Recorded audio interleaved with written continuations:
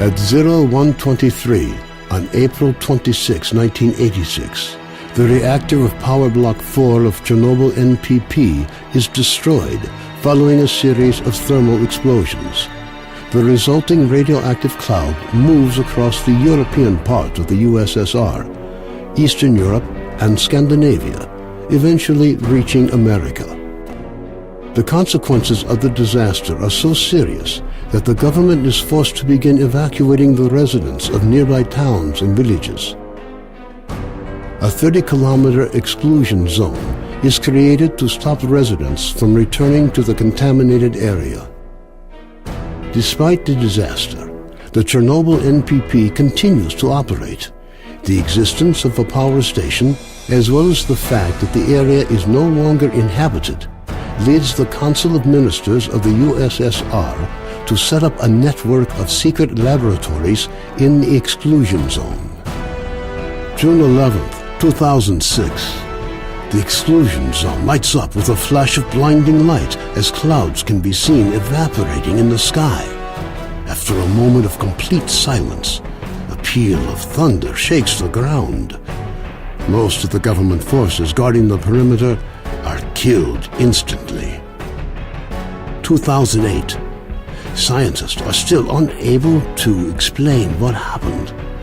Rare expeditions into the zone usually end in tragedy, with survivors telling stories of mutated animals with incredible abilities roaming the area. According to various estimates, by 2010, the zone is home to between 1 and 300 unknown individuals.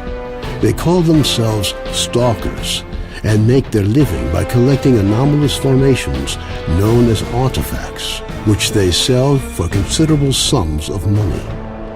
2011. Despite military cordons, the stalker phenomenon is growing in numbers. However, stalkers travel primarily around the zone's edges, with the center remaining terra incognita. The few attempts to penetrate deeper into the zone have all ended in failure.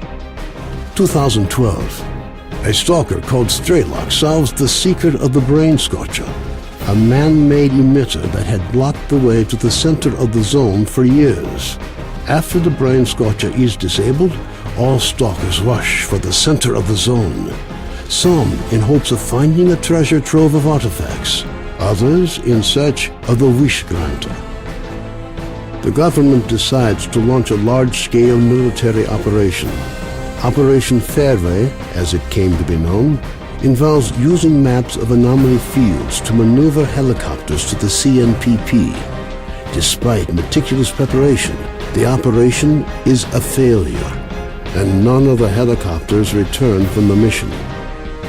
Major Degtyarev, a USS special agent, is sent into the zone to investigate the disappearance of the helicopters. Disguised as a stalker, equipped with a regular assault rifle, 2 weeks' worth of supplies, and a radio to communicate with HQ, the Major begins his journey towards the center of the zone.